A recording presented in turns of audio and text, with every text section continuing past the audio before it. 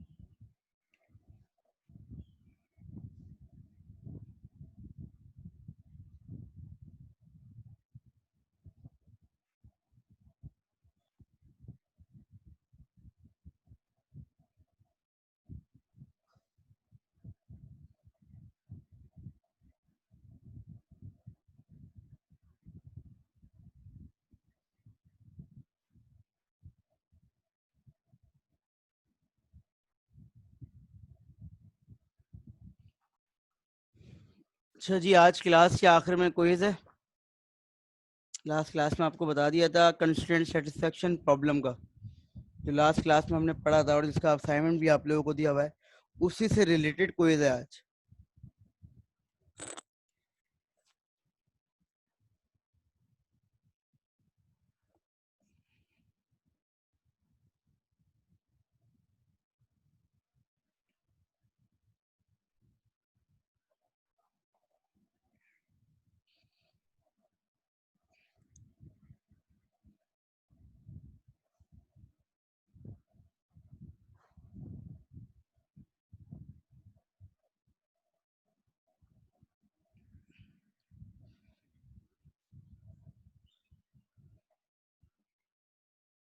जो आज का हमारा टॉपिक है वो है नॉलेज रिप्रेजेंटेशन।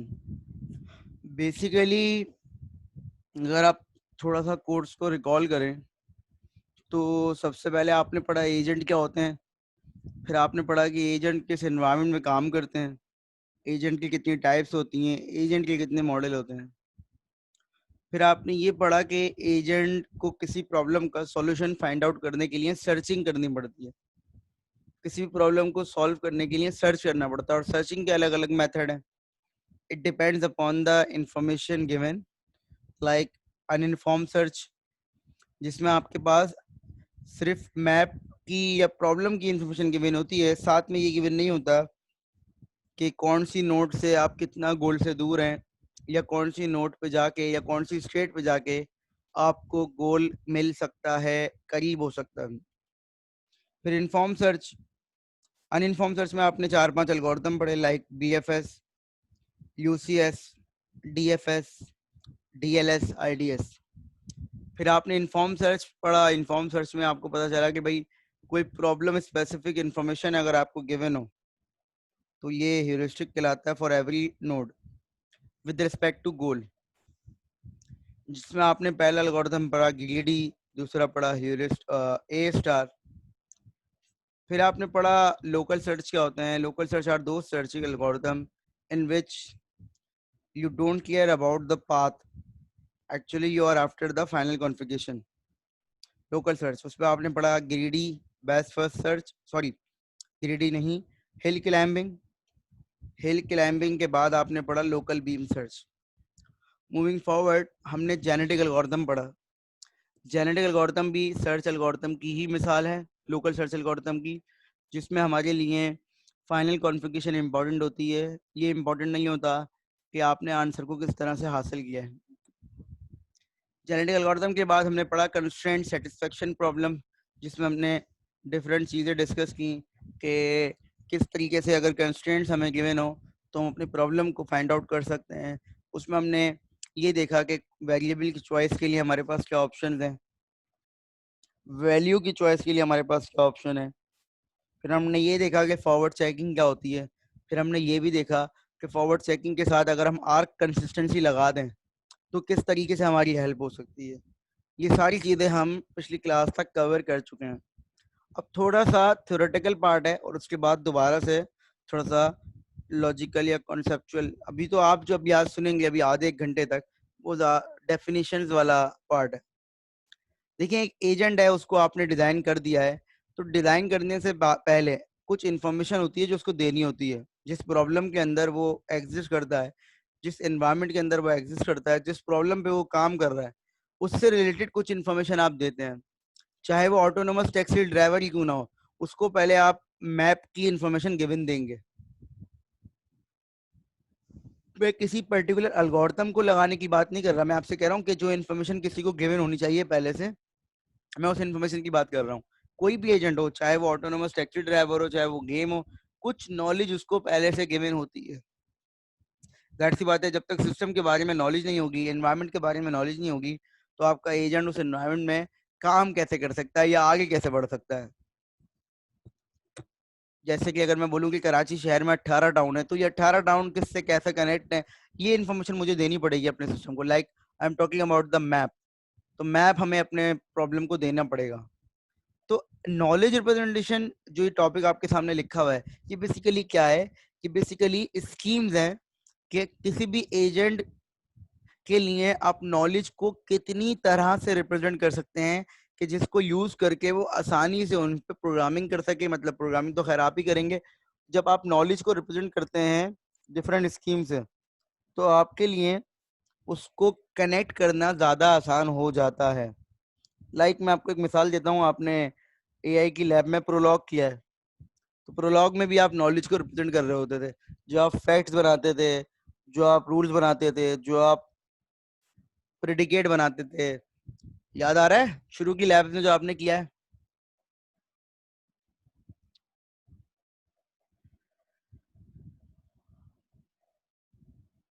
जी बाकी लोग,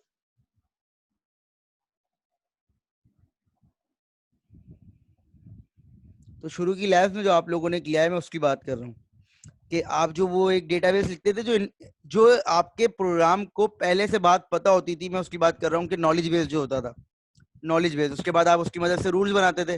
तो ये भी एक नॉलेज को रिप्रेजेंट करने का तरीका है।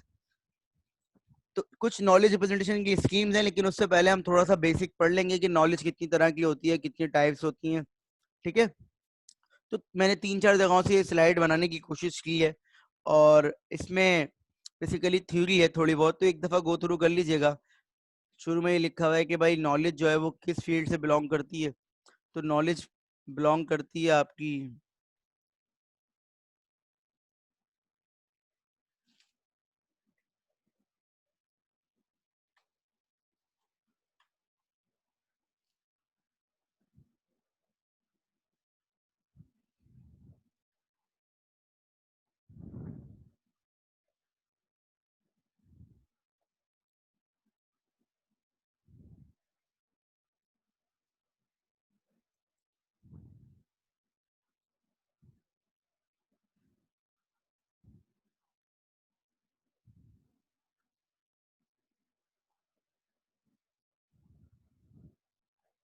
देखिए, the science of knowledge, epistemology क्या है? The science of knowledge. Basically इसमें नॉलेज से रिलेटेड, देखिए हमारा फोकस क्या है? हमारा फोकस ये है कि इंसानों की तरह हमें बनाने की कोशिश करनी है मशीन। तो अगर हम ये सोचें कि भाई इंसान किस तरह से सोचते हैं, एक्शन परफॉर्म करते हैं, तो बेसिकली हमें वही चीज़ पिक करनी है। We do not know how the knowledge representation and reasoning component are implemented in human. देखें, हमें नहीं पता कि इंसान के अंदर किस तरह से नॉलेज फीड हुई हुई है और किस तरह से वो उसको यूज करता है, लेकिन हम क्या करते हैं, हम जिस तरीके से उसको वो आउटपुट देता है उस पर पिक कर सकते हैं। मैं आपको मिसाल देता हूँ, देखें नॉलेज की जरूरत क्यों है। बेसिकली जब तक आपके पास नई नॉलेज नहीं होगी तो आप न्यू नॉलेज को ड्राइव नहीं कर सकते। मैं आपको एक दो एग्जांपल देता हूँ, आपकी समझ में आ जाएगी बात। ठीक है, जैसे फर्स्ट करें, एक एजेंट है। उस एजेंट का काम ये है कि वो दुनिया के परिंदों को आइडेंटिफाई करता है।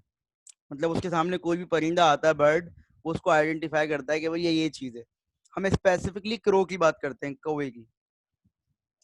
हमने एजेंट को ये बताना बेहतर है कि दुनिया के तमाम कौवों का डेटा उसको दे दिया जाए, या रादर देन उसको कोई लॉजिक बता दी जाए। हमारे लिए ज्यादा आसान क्या चीज होगी, कि दुनिया के तमाम कौवों का डेटा बता दिया जाए या उसको कोई लॉजिक बता दी जाए?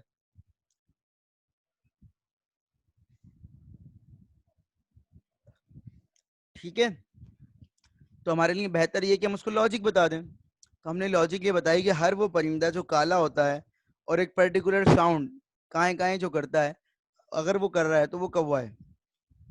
तो अब एजेंट क्या करेगा? एजेंट को हमने नॉलेज दे दी, अब एजेंट क्या करेगा? न्यू नॉलेज कैसे ड्राइव करेगा? कि कोई कौवा उसके सामने आएगा, वो उसका कलर इमेज प्रोसेसिंग से सेंस करेगा, वॉइस रिकग्निशन से उसकी आवाज को मैच करेगा।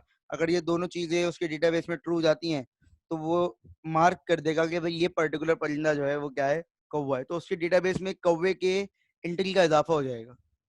इसी तरीके से रीजनिंग, नॉलेज रिप्रेजेंटेशन की मदद से आप रीजनिंग करते हैं। रीजनिंग क्या मतलब, देखें मैंने कहा भाई कि जब भी बादल आते हैं और टेम्परेचर जो है वो 25 से कम हो जाता है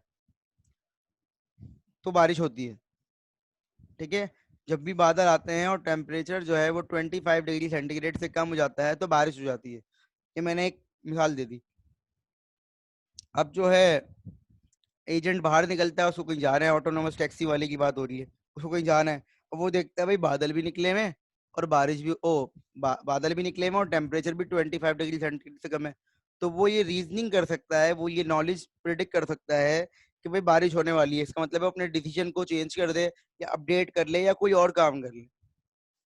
इसी तरीके से हम एक और मिसाल देते हैं इसी तरह की, कि जब भी बारिश होती है तो आसमान पे बादल आ जाते हैं और जमीन गीली हो जाती है। अब एजेंट जो है वो रात को सुबह निकला बाहर अपनी गाड़ी लेके, तो उसने देखा भाई जमीन गीली है और आसमान पे बादल हैं, तो वो ये कंक्लूड कर सकता है कि बारिश हुई होगी। Are you getting me? तो इस तरीके से जो चीज उसको पता नहीं है वो नॉलेज रिप्रेजेंटेशन की मदद से इजीली पता कर सकता है। ये कहलाता है पूरा टॉपिक रीजनिंग का। टॉपिक का नाम क्या है? रीजनिंग। लेकिन उससे पहले हमें क्या पढ़ना पड़ेगा? Knowledge representation. क्योंकि रीजनिंग के लिए हमें चाहिए जिस फॉर्म में, उस फॉर्म की तरफ हम आएंगे नॉलेज रिप्रेजेंटेशन से पढ़ के। तो हमें चाहिए इन दी एंड एजेंट के लिए रीजनिंग। रीजनिंग का मतलब क्या है? न्यू नॉलेज ड्राइव करना। लेकिन न्यू नॉलेज कब ड्राइव होगी? जब आपकी नॉलेज उस फॉर्म में होगी जिस फॉर्म में आप उसको अंडरस्टैंड कर सकते हैं। अच्छा, कुछ टाइप्स बता रहा हूँ पहले मैं आपको नॉलेज की, उसके बाद जो है हम फर्दर आगे बढ़ेंगे। तो नॉलेज की बेसिक सी डेफिनेशन क्या है? कि understanding of a subject area. Knowledge की बेसिक सी डेफिनेशन क्या है? Understanding of the subject area. मतलब सब्जेक्ट एरिया के बारे में कितनी पता है आपको, बात ये कहलाती है नॉलेज। अच्छा, इसकी कुछ टाइप्स हैं।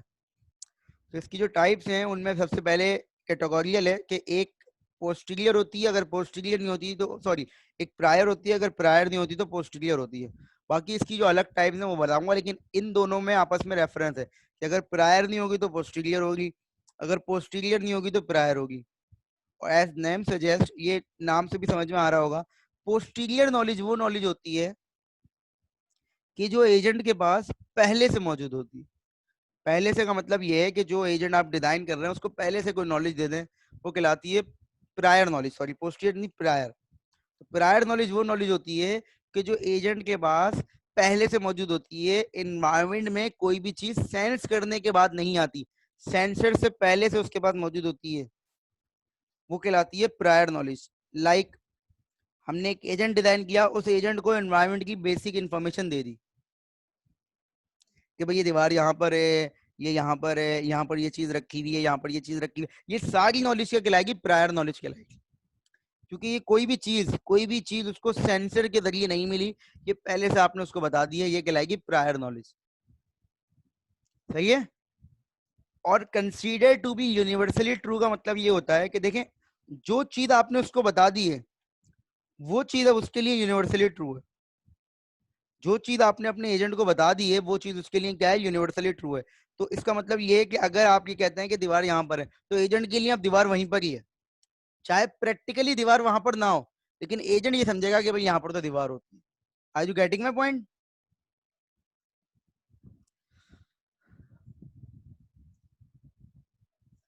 जी, बाकी सब लोग?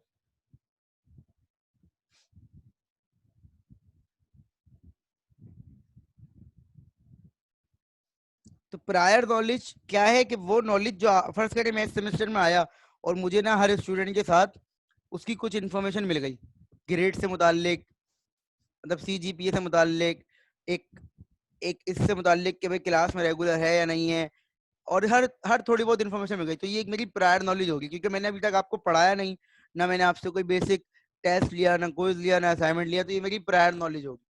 प्रायर नॉलेज क्या है?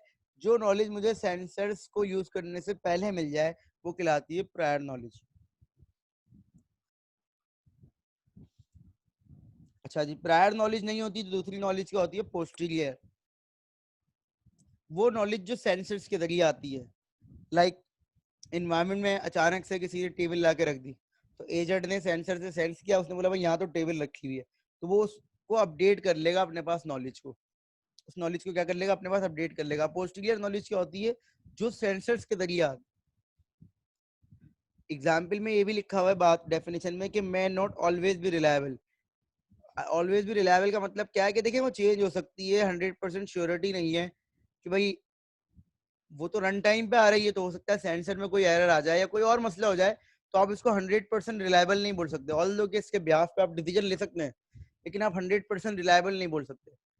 उसको क्यों रिलायबल बोल रहे हैं? प्रायर को वो इसलिए बोल रहे हैं क्योंकि वो तो भाई आपके बनाने वाले ने आपको दे दिए। जो एजेंट है को जिसने बनाया है, डिजाइन किया है, उसने बता दिया ये चीज यहाँ पर है, ये चीज, अब उसमें आप चेंजेस कर ही नहीं सकते। पोस्टीरियर में चेंजेस हो सकते हैं रन टाइम पे, पोस्टीरियर में रन टाइम पे चेंजेस हो सकते हैं, कोई चीज उठा के इधर चली गई, उधर चली गई। अच्छा जी, अब इसमें एग्जाम्पल वही वाली ले लेते हैं कि भाई अब जो है पोस्टीरियर नॉलेज क्या होगी मेरे लिए? कि जब आप मैंने आपका क्विज लिया, मैंने आपका असाइनमेंट लिया, तो ये सेंसर थे मेरे, इनके जरिए मैं क्या कह रहा हूँ? कोई डेटा पिक कर रहा हूँ, ये मेरे सेंसर्स कहलाएंगे। Is it clear? ये मेरे सेंसर्स कहलाएंगे।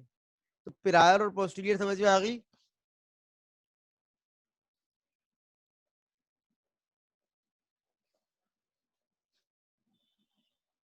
आगे बढ़ते हैं। अच्छा, फिर ये कुछ डेफिनेशन मैंने ये छोड़ी हैं, आगे बताता हूँ, ये आगे आ रही हैं। तो पहली कैटेगरी अब जो होती है नॉलेज की, वो होती है डिक्लेरेटिव नॉलेज। डिक्लेरेटिव, ठीक है, डिक्लेरेटिव नॉलेज। अगर डिक्लेरेटिव नॉलेज की डेफिनेशन को आप समझने की कोशिश करें, तो बेसिकली डिक्लेरेटिव नॉलेज क्या है? कि knowing that can be refer to as declarative knowledge.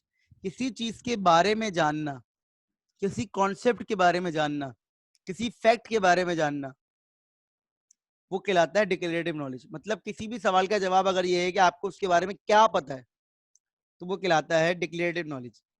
क्यों पता है, कैसे पता है, बात ये नहीं हो रही, क्या पता है। मतलब आपको पता है कि डी जो है, capital D is the fourth letter of, capital D is the fourth letter of English alphabets. अब आपको एक हिस्टोरिकल फैक्ट पता है कि भाई डी जो होता है वो एबीसीडी का फोर्थ अल्फाबेट होता है। क्यों होता है? आपका मसला ही नहीं है। कैसे होता है? ये भी आपका मसला नहीं है। डी ही क्यों होता है? कोई आपको सिर्फ क्या पता है? किसी चीज के बारे में पता है। knowing that something is true demonstrate that you possess knowledge, like knowing that George W. Bush was the president of the United States। आपको एक चीज के बारे में पता है,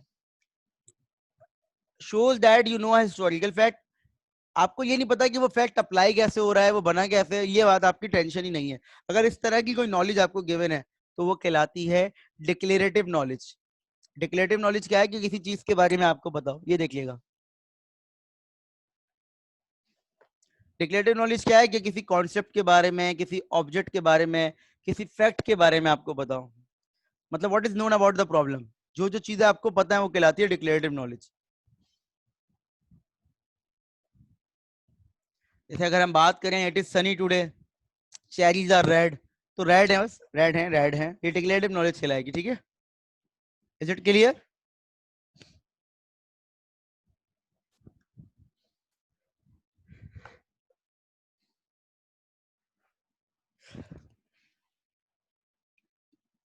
Declarative knowledge basically knowing that something, in this case that J is the 10th letter of the alphabet, the Paris is the capital of France। मतलब आपको ये टेंशन लेने की जरूरत नहीं है कि कहां से आया। जिस तरह से डिक्लेरेटिव नॉलेज है उसकी भी मैंने कुछ और एग्जांपल दी हुई है, 3-4 जगहों से मैंने इसकी स्लाइड पिक की हुई है। तो देखें, declarative knowledge, concept, objects, facts, also known as descriptive knowledge, is knowing about something। Example दी हुई है कि the first step in cooking a vegetable is chopping it। भाई क्यों, ये टेंशन नहीं है, बस आपको ये पता है किसी कॉन्सेप्ट के बारे में। To prepare a dish one need to gather its ingredients. एक डिश बनाने के लिए सबसे पहले उसके इंग्रेडिएंट्स को जमा करना जरूरी है। ये कहलाती है डिक्लेरेटिव नॉलेज। दूसरी नॉलेज कहलाती है प्रोसीजरल। प्रोसीजरल नॉलेज क्या होती है? Basically knowing how to do something, किसी चीज को कैसे परफॉर्म करना है, किसी चीज को कैसे परफॉर्म करना है, this is what we called procedural knowledge. I am talking about this. Knowing how can be referred to as a procedural knowledge. Procedural knowledge is the knowledge exercises in the performance of some tasks like riding a bicycle. How to ride a bicycle. अब अगर सवाल का जवाब आपको मिल रहा how, तो आप ये कहेंगे कौन सी नॉलेज है? प्रोसीजर। मतलब बेसिकली आपको प्रोसीजर पूरा पता चल रहा हो। ये देखिएगा, बेसिकली प्रोसीजरल नॉलेज जो होती है वो रूल्स को डिफाइन कर रही होती है, स्ट्रेटेजीज को डिफाइन कर रही होती है, एजेंडास को डिफाइन कर रही होती है, प्रोसीजर्स को डिफाइन कर रही होती है। How to drive a car, how to cook a biryani, ठीक है, how to complete an assignment, ठीक है, how to pass an exam. इस तरह की जितनी भी एग्जाम्पल है जिसमें हाउ का आंसर मिल रहा हो आपको, वो कहलाती है आपके पास procedural knowledge. Are you getting my point?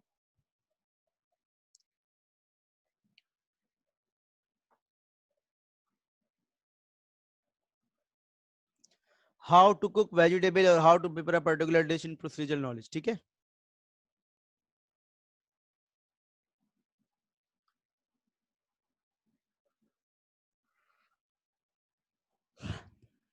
अच्छा जी, ये कहलाती है, एक और नॉलेज है वो कहलाती है ह्यूरिस्टिक नॉलेज। तो बेसिकली ह्यूरिस्टिक का वर्ड आप लोग सुन चुके हैं, तो जरा मुझे पढ़ के बताइए कि ये ह्यूरिस्टिक नॉलेज क्या होती है। जिससे पूछूंगा वो बताएगा, तो अगर नहीं बताया तो स्ट्रेट -2 कर दूंगा मैं उसको।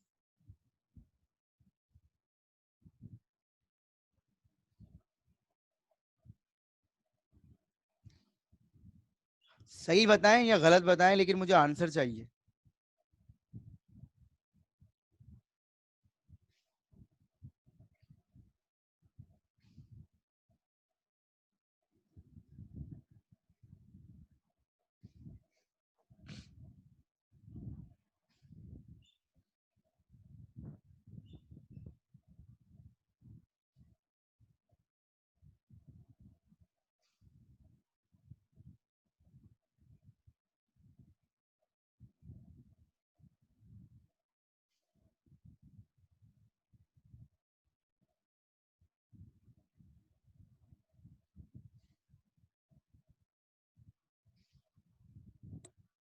जी, कौन बताएगा?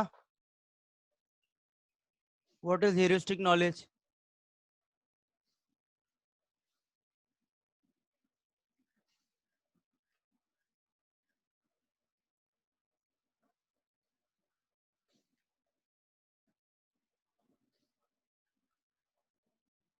कौन बताना चाहता है, या मैं खुद नाम कॉल कर लूं?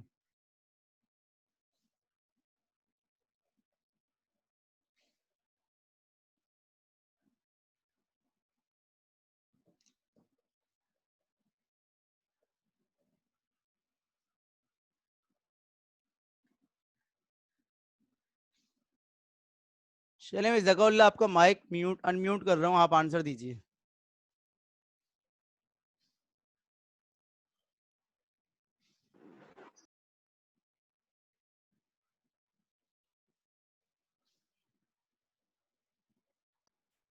जी सर जकाउल्ला। आवाज आ रही है? जी अब आ रही है। सर वो जो प्रीवियस इंफॉर्मेशन नॉलेज जो सेव होती है उसकी बेस से बताता है सर। जैसे कि सर जैसे कि शॉप की बात की है इसमें, if I started seeing shops I am close to the market, तो सर वो जैसे कि उस शॉप देखना स्टार्ट कर दी उससे, तो उसे पता चल गया है कि मैं मार्केट की तरफ आ गया हूँ, मार्केट आ गई मेरे करीब। मतलब प्रीवियस नॉलेज जो सेव करके बैठा है, जैसे हेरिस्टिक था प्रीवियस, जैसे क्वेश्चन हमने देखा था पहले, उसी हिसाब से। अच्छा, कोई और?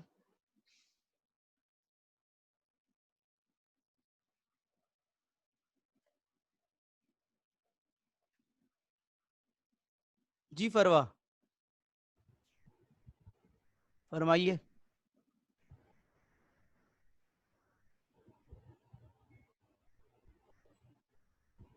मैंने माइक आपका अनम्यूट कर दिया है।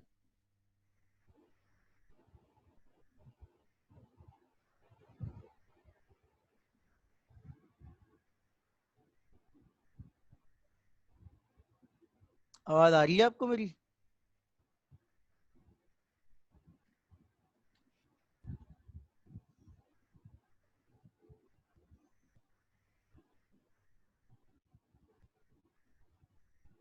जी फरवा।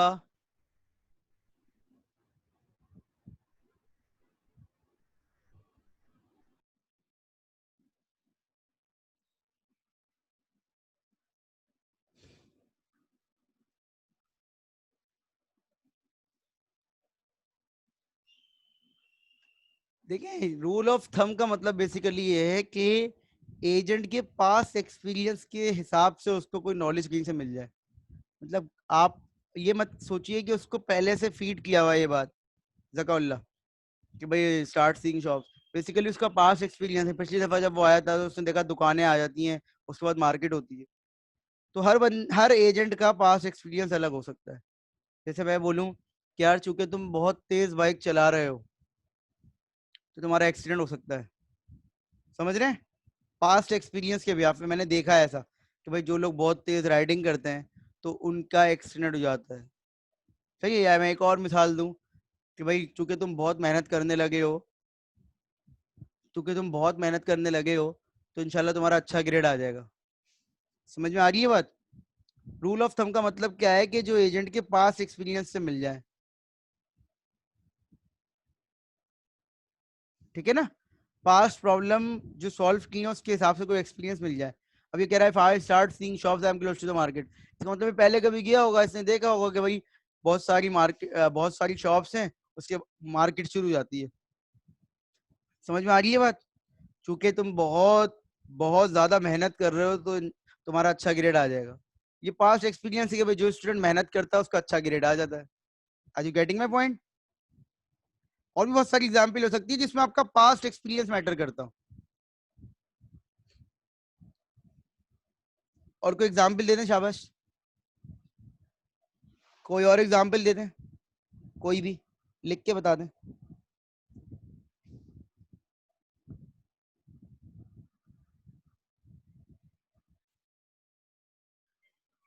जल्दी से बता दें।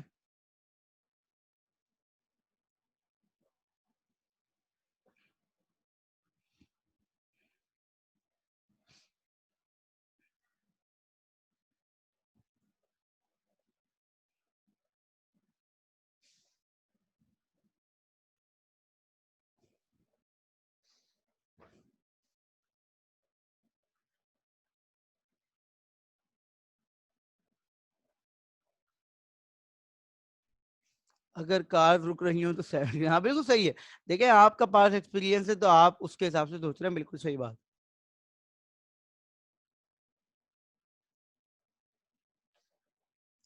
कोई भी एक्सपीरियंस हो सकता है, ठीक है, वो ह्यूरिस्टिक कहलाता है।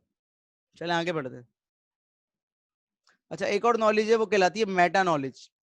मेटा नॉलेज की मतलब क्या होता है? Knowledge about knowledge, knowledge about the other type of knowledge and how to use them.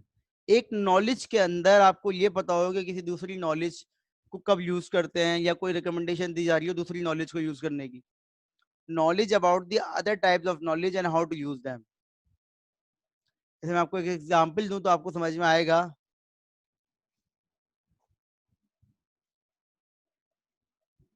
ये देखिएगा एग्जांपल.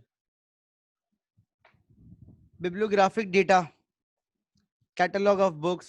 कैसे, आपके ख्याल में कैसे? Knowledge about other types of knowledge and how to use them. Library.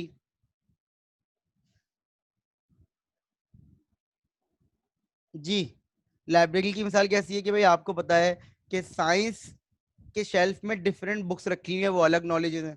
मतलब साइंस में केमिस्ट्री भी है, फिजिक्स भी है, मैथ्स भी है, ये तमाम चीजें हैं, तो ये तमाम साइंस के अंदर आ गई. तो एक नॉलेज के अंदर अदर टाइप्स ऑफ नॉलेज रखी हुई है, और आपको रिकमेंड किया जा रहा है हाउ टू यूज दैम. मतलब साइंस की बुक चाहिए तो इधर से पिक कर लो, केमिस्ट्री की, फिजिक्स की चाहिए तो इधर से, केमिस्ट्री की चाहिए तो इधर से, या किसी और चीज की चाहिए तो इधर से. तो बेसिकली नॉलेज अबाउट नॉलेज को क्या कहते हैं? Meta knowledge. कि किसी एक नॉलेज के बारे में आपको मालूमात हो दूसरी नॉलेज के अंदर, या आप रिकमेंड कर रहे हो. ह्यूरिस्टिक नॉलेज तो बता ही चुका हूं मैं आपको. ठीक है.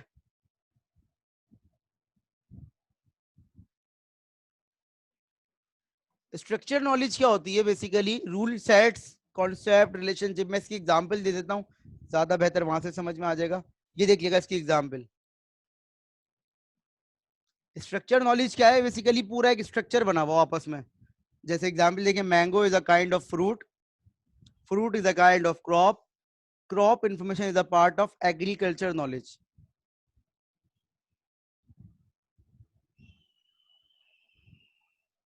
ठीक है. जितनी भी नॉलेज आपस में दी हुई है उनका आपस में रिलेशन बन रहा हो. तो देखिए, mango is a kind of fruit, तो नेक्स्ट में क्या आ गया? Fruit is a kind of crop. फिर तीसरे में क्या आ गया?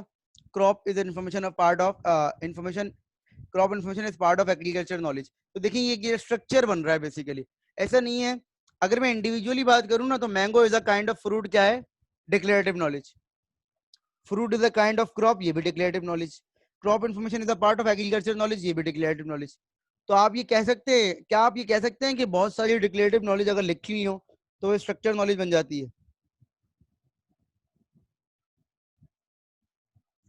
क्या आप ये कह सकते हैं कि बहुत सारी डिक्लेरेटिव नॉलेज लिखी हुई हो तो वो स्ट्रक्चर नॉलेज बन जाती है? ऐसा है या कुछ और है?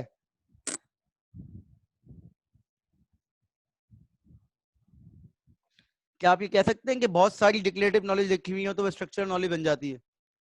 जी. बेटा थोड़ा सा इसमें ऐड कर लेते हैं. बहुत सारी डिक्लेरेटिव नॉलेज लिखी हुई हो और वो आपस में कनेक्टेड हो. ठीक है. अगर यहाँ लिखा हो mango is a kind of fruit, और यहाँ लिखा हो कि artificial intelligence is the field of science, तो इनका आपस में कोई रिलेशन है? नहीं है. स्ट्रक्चर नॉलेज के लिए इनका रिलेशन होना जरूरी है. तो वो भी एक डिक्लेरेटिव नॉलेज है, ये भी डिक्लेरेटिव नॉलेज है. लेकिन नहीं, डिक्लेरेटिव नॉलेज आपस में कनेक्टेड हो, कनेक्टेड. तो देखिए ये कनेक्टेड है. Are you getting my point? चले, आज मैं तीनों हाफ की अटेंडेंस लेके भेजूंगा आगे, ताकि एब्सेंट उसी हिसाब से लगे. बहुत हो गया. जी, अहमद परवेज.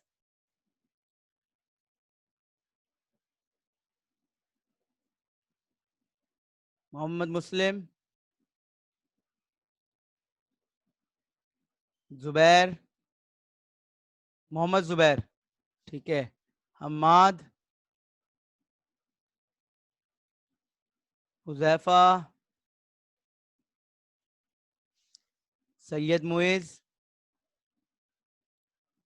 जुबैर अहमद.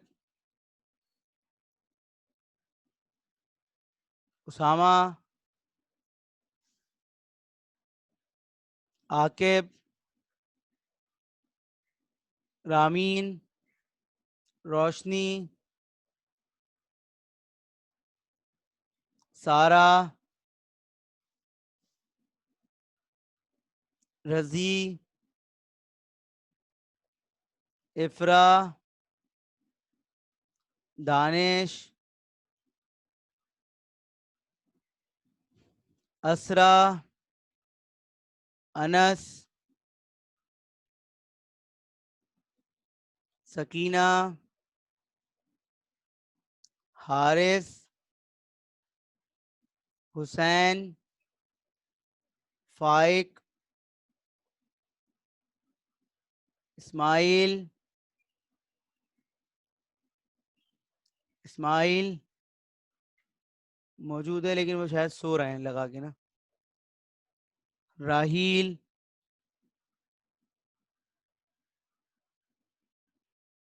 शमसुर रहमान,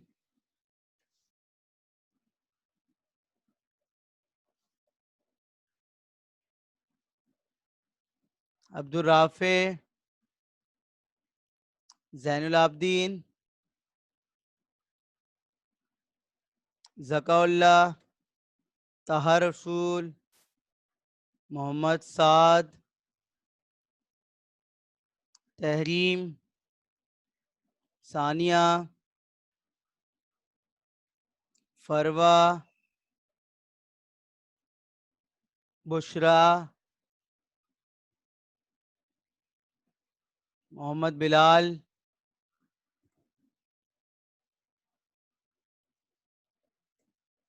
मोहम्मद बिलाल, हसन शाहिद, मोहम्मद दानियाल साजिद, हमना मिराज। अच्छा मैं देख रहा था अभी तक गूगल फॉर्म पे सिर्फ एक ग्रुप ने सबमिट किया हुआ है और कल डेडलाइन है, तो जरूरी है कि लास्ट डे करवाना?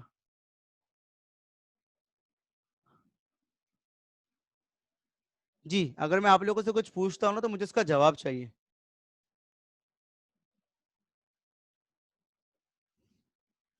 जब अटेंडेंस हो रही होती जब कहाँ थे भाई आप लोग?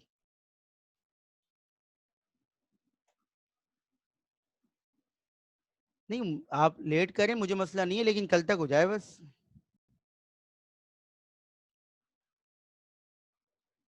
अच्छा, हम लोग एक क्लास लेंगे अभी संडे को, ठीक है? नेक्स्ट फ्राइडे वाली, नेक्स्ट फ्राइडे वाली क्लास हम संडे को ले लेंगे, सही है? नेक्स्ट फ्राइडे वाली क्लास हम संडे को ले लेंगे क्लास टाइमिंग में, ताकि फिर नेक्स्ट फ्राइडे हमारी क्लास ना हो। सही है? 31 तारीख है, चांद रात होगी, आप लोगों की भी। किसकी होती है क्लास?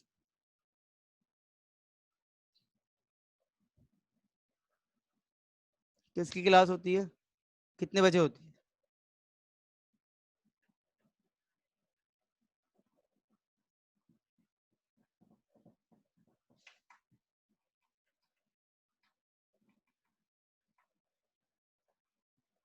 अच्छा,